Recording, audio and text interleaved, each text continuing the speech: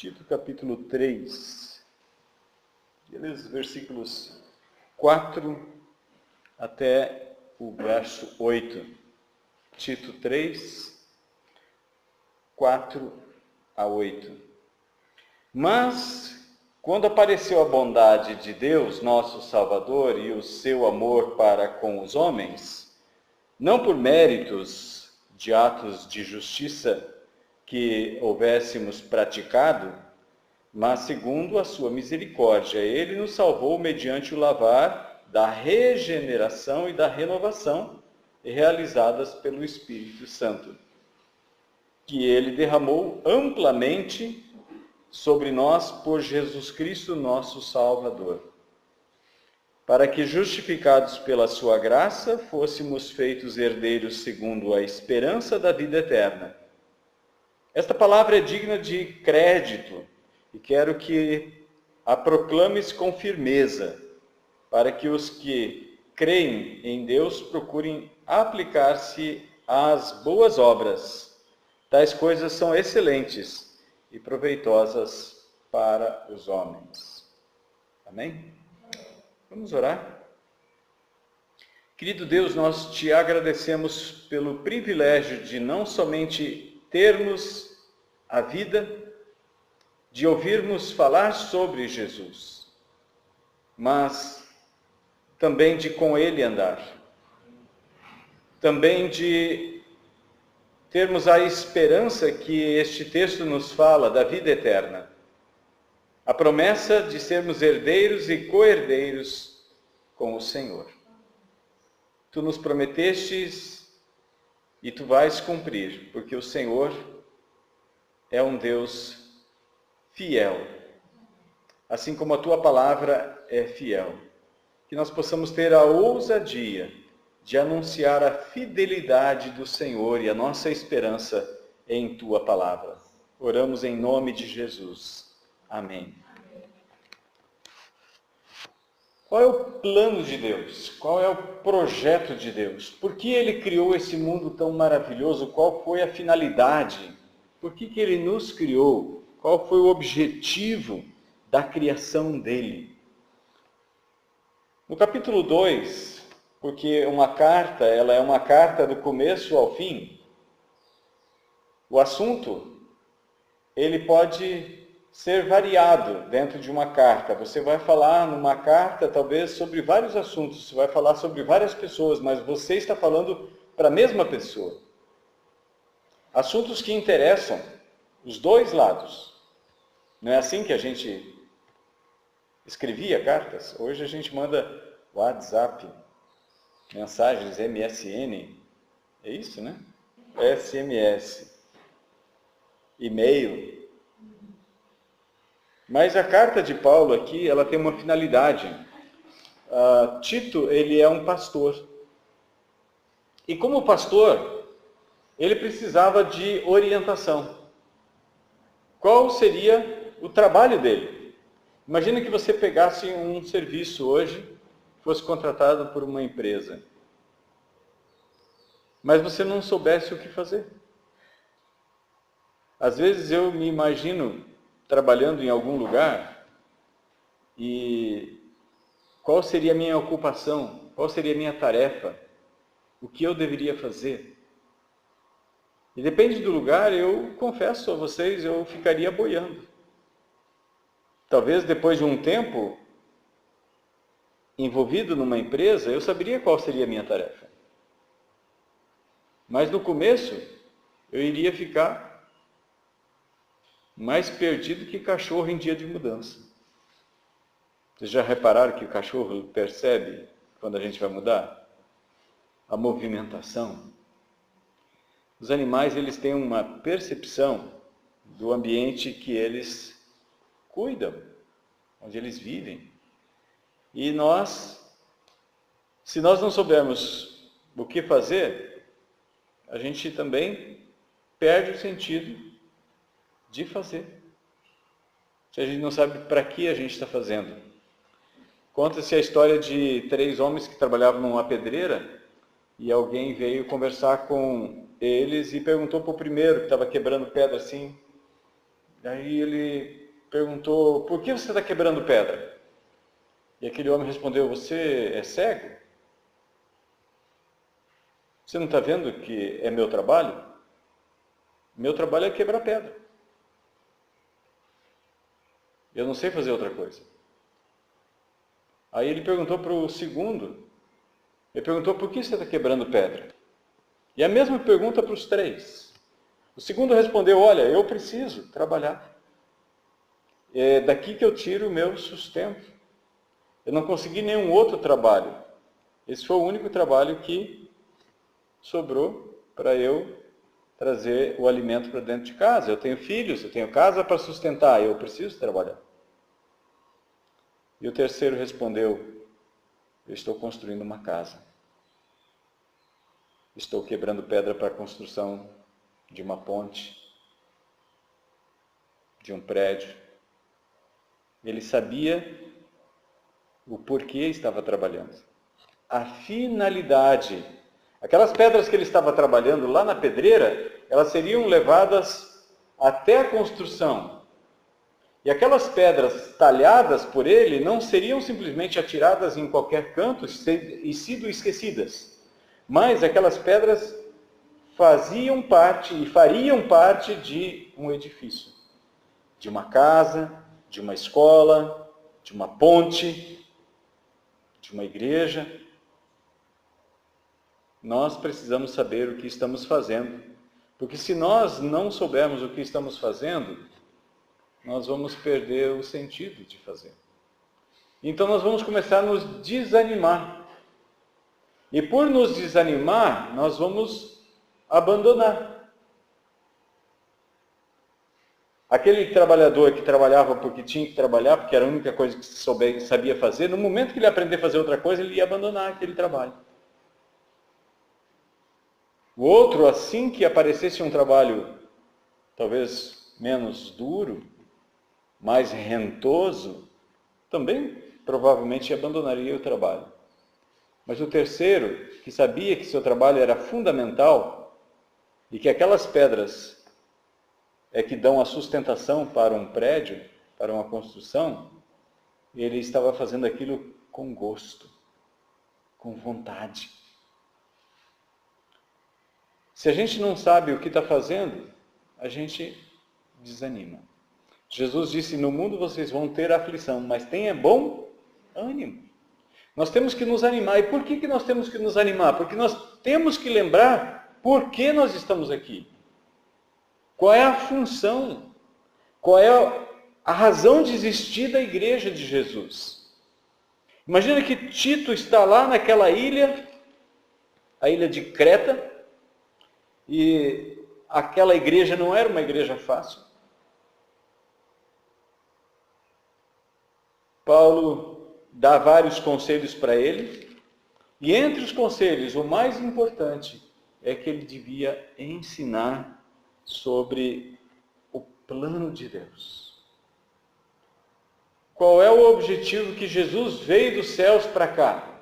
Falar do amor de Deus. Mas não só falar do amor de Deus, mas também executar o amor de Deus. No capítulo 2, no verso 11, diz que a graça de Deus se manifestou salvadora a todos os homens. A graça de Deus é o presente de Deus para todos os homens. Graça é um favor imerecido, um favor que nós não merecemos. Por isso que no capítulo 3 ele fala, no versículo 5, que essa graça não é o resultado de nossos méritos, de nossas boas obras, algo que nós tenhamos praticado de bem. Aí Deus olha do céu e fala assim, olha, ali tem um grupo de pessoas que está fazendo coisas boas, eu acho que eu vou salvar eles.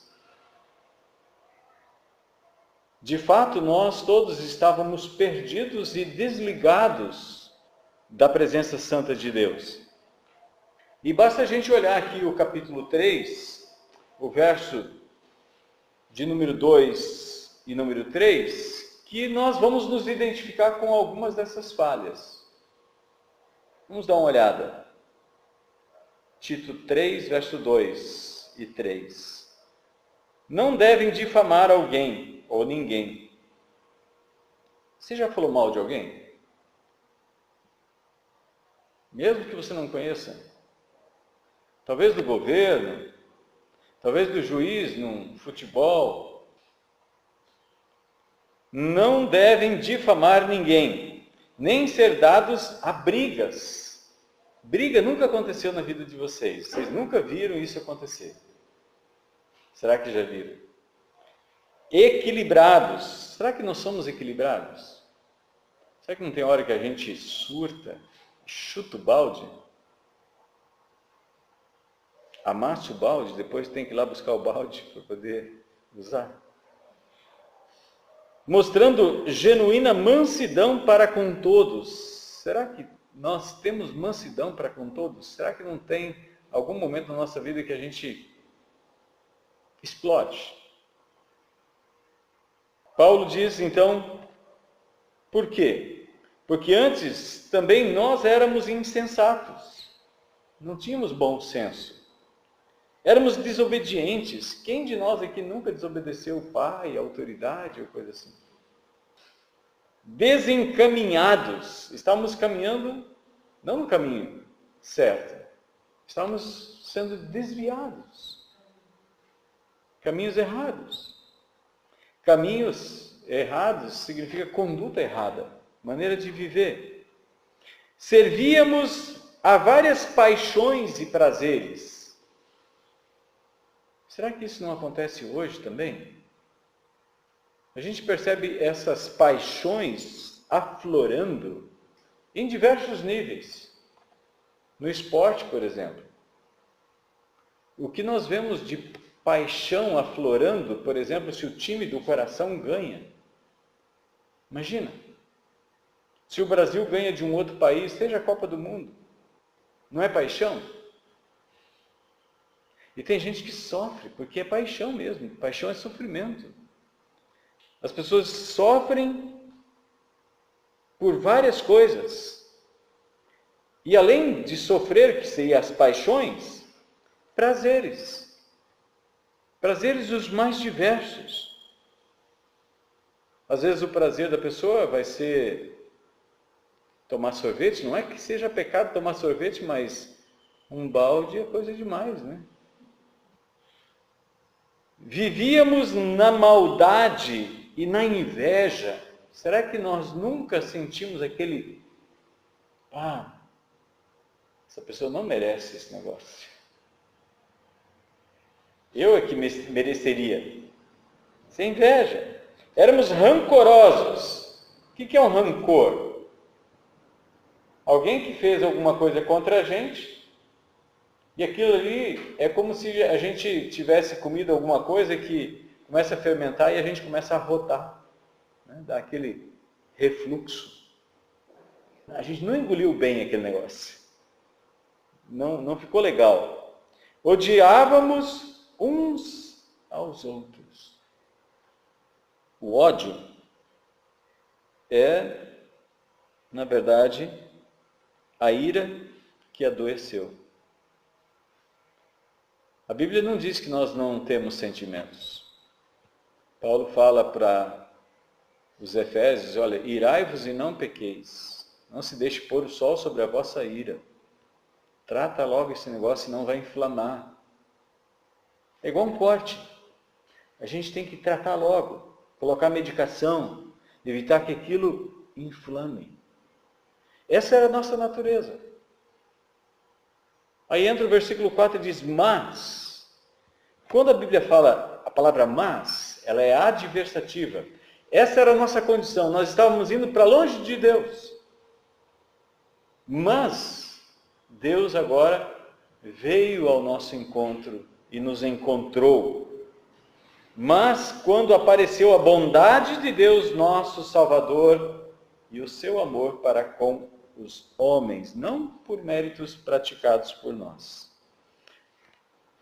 Deus tem um propósito. Deus decidiu criar o ser humano. Deus não foi surpreendido quando o ser humano desobedeceu. Deus sabia que nós iríamos desobedecer. Mas mesmo assim, Ele decidiu nos amar. O amor de Deus, Ele não é uma retribuição aos nossos bons comportamentos, às nossas boas ações. O homem não é salvo porque faz algumas coisas boas, mas porque nós somos salvos, então nós fazemos coisas que são corretas. Nós vamos começar a imitar o amor de Deus. Deus nos amou primeiro, e porque Ele nos amou, nós podemos também amar. E na mesma medida que Ele nos perdoou, nós podemos também perdoar.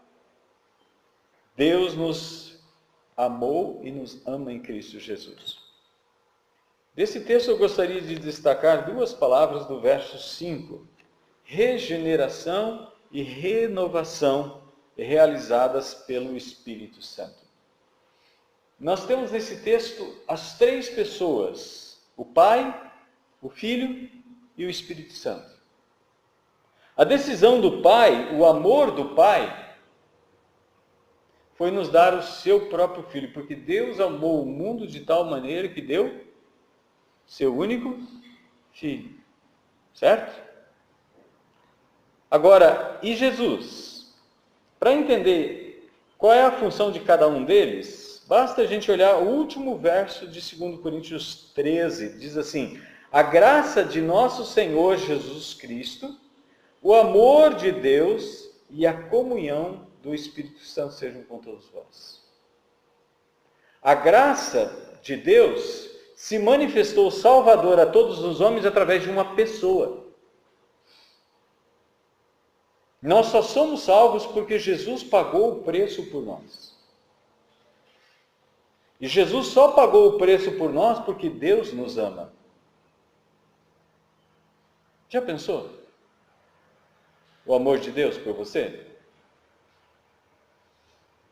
Em Romanos, no capítulo 8, Paulo fala assim: aquele que não poupou o seu próprio filho por amor a nós, não vai dar tudo o que nós precisamos? Vocês acham de fato que Deus não ama a mim e a você? Deus ama. O que Ele não faz é talvez satisfazer os nossos caprichos. Certo? Nós somos peritos em transformar desejo em necessidade. Senhor, eu quero um celular novo. Senhor, não posso viver sem um celular novo. Aquele tênis, aquele que fica piscando quando pisa no chão, Senhor. Talvez seja uma criança orando, fazendo isso. Não tem necessidade de ter um tênis pisca-pisca. Ou às vezes os adultos podem dizer: Senhor, o meu carro, ele não anda tão rápido. Eu preciso de um carro assim que... aquele carro. Aquela casa. Talvez a mulher diga assim: aquele sapato, aquela joia. No que acrescenta aquela joia? Vai negociar com ela? Não, só para me exibir. Sabe? Tem necessidade? Claro que Deus quer que nós tenhamos o melhor dessa terra. Mas o melhor dessa terra não significa esbanjar dinheiro. Concordam comigo? Estamos juntos? Ter o melhor dessa terra significa você ver bem, ter saúde, sentir o paladar. Tem muita gente que tem dinheiro, mas não pode comer nada. Tem muita gente que tem muito dinheiro, mas não tem paz. O melhor dessa terra não significa riquezas, admiração do mundo, mas o suprimento. Então Deus nos amou. Deus é amor. João, ele chega ao ponto de dizer que Deus não tem amor. Deus é amor. É a própria essência de Deus. Deus é amor. Agora, esse amor de Deus se manifesta na graça em Cristo Jesus. A decisão de salvar o ser humano foi uma decisão de Deus. a ação de salvar o homem foi uma ação de Jesus. Agora, nos manter salvos é uma ação do Espírito Santo de Deus. Os três trabalham juntos, unidos. Eles são harmoniosos. E o que o Espírito Santo faz? Primeiro, nos dá a vida espiritual. Quando Adão e Eva foram criados por Deus, eles foram criados à imagem e semelhança de Deus. Assim como Deus é Pai, Filho e Espírito Santo, Deus criou o homem também tripartite. Espírito, alma e corpo. Quando Adão e Eva desobedeceram a Deus, eles morreram no mesmo dia. Mas a alma continuou viva, o corpo continuou vivo. Adão viveu 930 anos. É mole. Mas no dia em que ele desobedeceu a Deus, ele morreu. Espiritualmente, ele morreu. Efésios capítulo 2, versículo 1, fala assim: vós estáveis mortos em vossos pecados e delitos, mas Deus vos deu vida. Agora, esta vida é nos dada pelo Espírito Santo. Assim como o Espírito Santo gerou Jesus no ventre de Maria, o Espírito Santo gera o novo nascimento em nosso coração. Quando? Quando nós ouvimos a mensagem do Evangelho. Então não adiantava Tito ficar naquela igreja lá em Creta, ensinando várias coisas, colocando em ordem as coisas, se ele não pregasse o Evangelho. Se ele não anunciasse. Agora, como é que nós vamos viver? Quando Jesus foi interrogado por um homem sábio, um religioso chamado Nicodemos, Jesus disse: olha, Nicodemos, você é um sábio em Jerusalém, você é mestre, e você não entende essas coisas. Você precisa nascer de novo. O que é nascido da carne é carne, mas o que é nascido do Espírito é Espírito. Então o que aconteceu? Quando o nosso pai, Adão e Eva, nossos pais pecaram, eles morreram espiritualmente, ficaram somente corpo e alma. O Espírito precisa ser ressuscitado. Estávamos mortos em pecados e delitos, desobediência a Deus. O Espírito Santo nos dá um novo nascimento. E agora? A gente nasceu. Até o dia em que nós deixarmos essa terra, nós vamos ter a restauração de nossa alma. Por quê? Quando Adão e Eva desobedeceram, uma das primeiras coisas que eles viram que eles sentiram vergonha e medo. Por que eles se esconderam? Medo, vergonha. Os sentimentos ficaram feridos. Será que nós também não temos nossa alma ferida em algum ponto? Será que nossa alma não precisa de cura? Por que Jesus diz em Mateus capítulo 13, verso 14 e 15, ele diz que ele estava falando em forma de parábolas para que aquele povo ouvindo não entendesse e fossem por ele curados, porque eles haviam rejeitado, no capítulo 12, o Espírito Santo. Eles disseram: ele expulsa demônios em nome de Beelzebu. E Jesus disse: olha, se eu expulso dessa maneira, de que maneira os filhos de vocês expulsam? Agora, se eu expulso demônios pelo dedo de Deus, e então ele fala: todo pecado e blasfêmia contra o Filho será perdoado, mas o pecado contra o Espírito Santo não tem perdão nem nesta vida e nem na vindoura. O que aconteceu conosco então? Quando nós ouvimos o Evangelho, Romanos capítulo 10, versículo 17, diz que a fé vem por ouvir. Deus resolveu salvar o mundo pela loucura da pregação. A maneira como Deus agora faz com que a palavra da redenção chegue ao coração das pessoas é pela pregação. Do início ao fim, Deus decidiu salvar dessa forma. Pela pregação do Evangelho. Tito tinha uma tarefa: pregar o Evangelho. pregar a redenção. Mas não só isso. Quando nós cremos em Jesus, nós somos ressuscitados da morte para a vida. Jesus diz em João capítulo 5, verso 24, que chegaria a hora, e aquela era a hora, em que os mortos ouviriam a voz do Filho de Deus, e os que a ouvissem viveriam. Não entrariam em juízo, mas passaram da morte para a vida. Quando nós cremos no Senhor Jesus, nós nascemos espiritualmente. João 3,36 diz, quem crê tem a vida eterna. Quem não crê, sobre ele permanece a ira de Deus, aquela mesma ira que estava sobre Adão e Eva, pela desobediência de Adão e Eva. Então, quando nós cremos, nós nascemos de novo. Mas a nossa alma ainda vai ser ferida. Eu não sei se a sua alma pode ser atingida ou você é imune a qualquer tipo de ofensa. Quando alguém trai você, como é que você se sente? Você tem sentimento? Você fica triste? Você fica magoado? Você tem vontade de se vingar?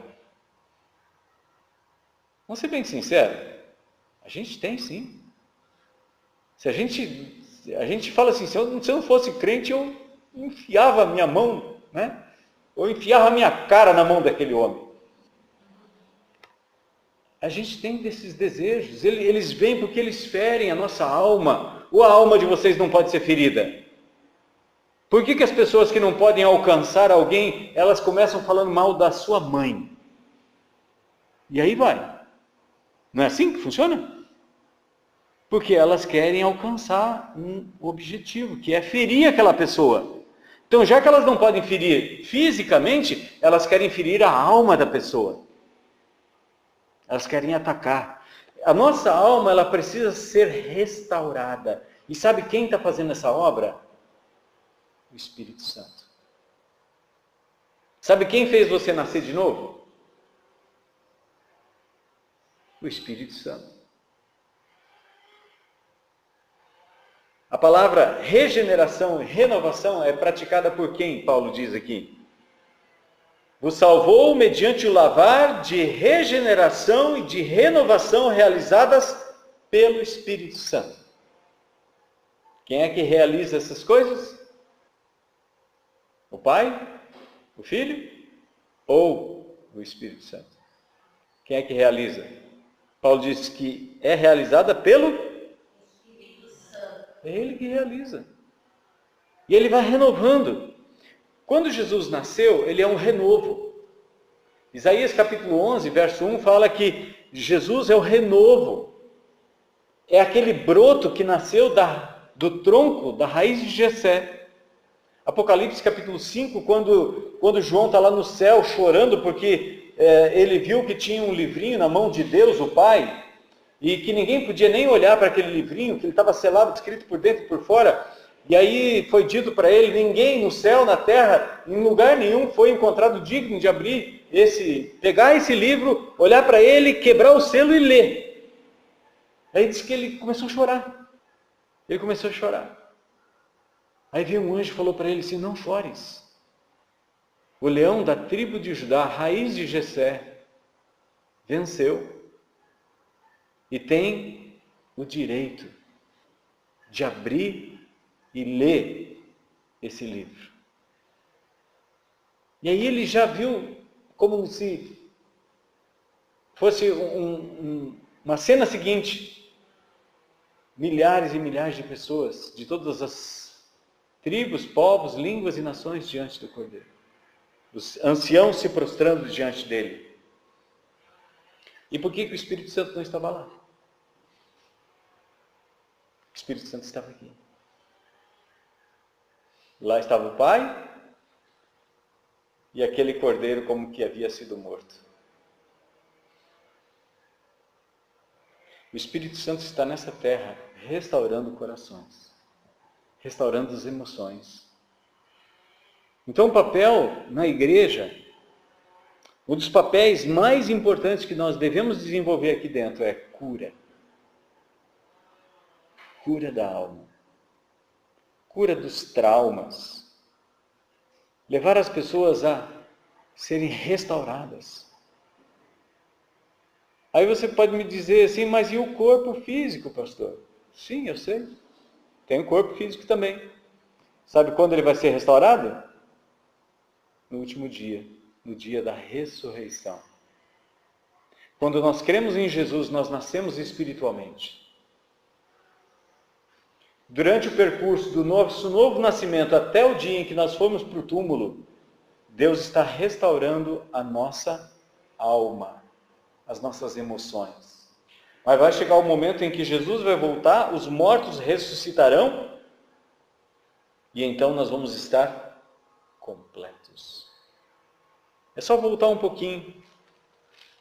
1 Tessalonicenses capítulo 5, versículo 23. E o próprio Deus da paz vos santifique completamente. O Deus da paz quem que é? O vosso espírito, alma e corpo sejam mantidos plenamente irrepreensíveis para a vinda do nosso Senhor Jesus Cristo. Então, quando Jesus voltar, nós vamos ressuscitar. Sabe quem que vai ressuscitar o nosso corpo? Efésios capítulo 1, versículo 15 em diante. Efésios capítulo 1, verso 15. Por isso também eu, tendo ouvido falar da fé no Senhor Jesus Cristo que há entre vós, e do vosso amor para com todos os santos, não cesso de dar graças por vós, lembrando-me de vós nas minhas orações, para que o Deus de nosso Senhor Jesus Cristo, o Pai da glória, vos dê espírito de sabedoria, que é o Espírito Santo, de revelação, no pleno conhecimento dele, sendo iluminados os olhos do vosso coração, para que saibais qual é a esperança do chamado que ele vos fez, quais são as riquezas da glória da sua herança nos santos, e qual é a suprema grandeza do seu poder para conosco, os que cremos, segundo a atuação da força do seu poder que atuou em Cristo, ressuscitando-o dentre os mortos e fazendo-o sentar-se à direita dos céus. Quem é que ressuscitou Jesus dos mortos? O Espírito Santo. Paulo fala na sua carta aos Coríntios, se habita em vós o Espírito daquele que ressuscitou Cristo dos mortos. A ação do Espírito Santo na nossa vida, ela é fundamental para sermos restaurados completamente, para estarmos vivendo a plenitude do que Deus tem para nós. Essa palavra é digna de crédito. O que é regenerar? Regenerar é fazer nascer de novo. Tem alguns animais que perdem parte e eles depois regeneram. Já viram isso acontecer? Lagarto, por exemplo, ele perde o rabo e depois cresce de novo. A estrela do mar você pode cortar e depois ela cresce de novo. Fígado, cresce de novo. Não é assim? Isso é regeneração. Mas a outra palavra é renovação. Lembra quando Isaías falou que os jovens correm e se cansam? Mas os que esperam no Senhor renovam as suas forças. Voam como águias e não se cansam. Não é assim que Davi disse? Assim como a corça anseia por águas, como terra seca precisa da chuva, meu coração, sentimentos, tem sede de ti, Deus meu e Rei meu. Nós precisamos ser consolados. Sabe por que Jesus mandou o Espírito Santo? Ele falou, é melhor para vocês que eu vá, porque se eu não for, ele não vem. Eu vou mandar um outro Consolador. Jesus consolou o coração de viúvas que receberam seus filhos, irmão, da morte.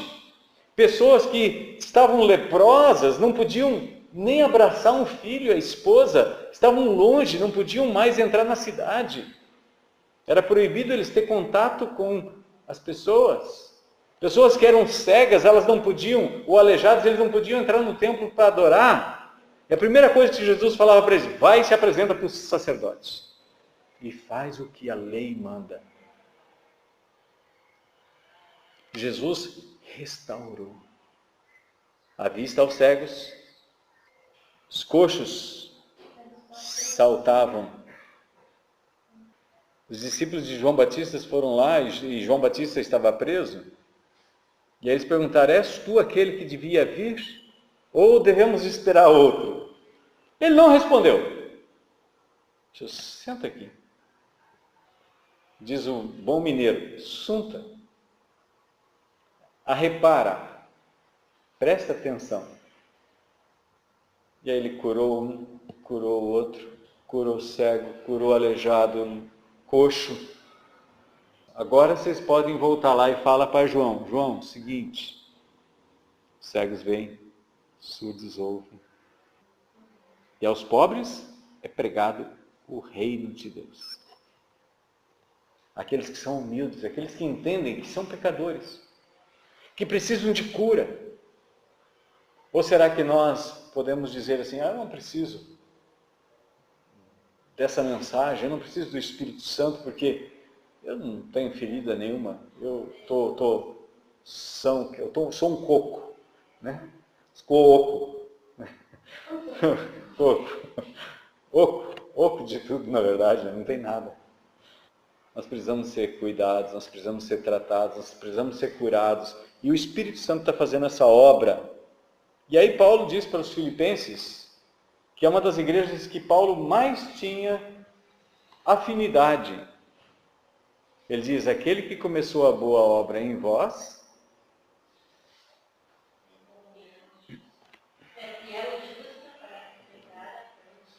de quem? De Cristo Jesus. Quem é que começou a boa obra? O Espírito Santo nos fez nascer. Ele está trabalhando. Aí vem Jesus, ele ressuscita e apresenta a noiva para o noivo. Ele vai completar a obra até o dia em que Jesus vai voltar. Aí a gente vai estar junto com ele para sempre. Amém? Vamos ficar em pé e vamos orar. Hoje quem é o Espírito Santo. E ele é tão humilde, ele não fala de si mesmo. Ele só fala aquilo que ele ouviu. Agora, quem tem que falar dele somos nós. Ele é humilde. Tiago, lá na primeiro concílio da igreja, em Atos 15, fala assim, pareceu bem a nós e ao Espírito Santo. Pai, nós te agradecemos por esta palavra, pela ação maravilhosa do Espírito Santo sobre a sua igreja. Nós te agradecemos porque o Senhor nos mandou o Consolador, o Espírito Santo, que está curando a nossa alma, está curando os nossos sentimentos, está nos restaurando, está nos regenerando e nos capacitando para vencermos as lutas e adversidades que surgem à nossa vida, ao nosso redor. Muitos inimigos se levantam tentando desviar o povo do Senhor do caminho que conduz à vida. Ó Deus amado, nós sabemos que a tua palavra nos diz que cada um de nós se desviava pelo seu próprio caminho, mas o erro e o pecado de todos nós foi lançado sobre Jesus. E pelas suas pisaduras nós fomos curados. O Espírito Santo do Senhor está curando, está restaurando, está libertando, está dando alegria ao coração do seu povo, Pai. Ó Senhor, que o Espírito Santo tenha maior liberdade e maior ação no nosso coração. Não é o quanto nós temos dele, mas é quanto ele tem de nós que importa. Por isso, Senhor, nós queremos abrir nosso coração, a nossa vida para a direção do Teu Santo Espírito. Abre os nossos ouvidos, nós não queremos ser surdos à direção e à voz do Teu Santo Espírito. Abre os nossos olhos para que possamos ver a direção por onde nós devemos caminhar. Conduz nossos passos e também adestra as nossas mãos para que façamos aquilo que agrada ao Senhor. Nós o fazemos, Pai, consagrando a Ti tudo, em nome de Jesus. Dá-nos uma semana abençoada.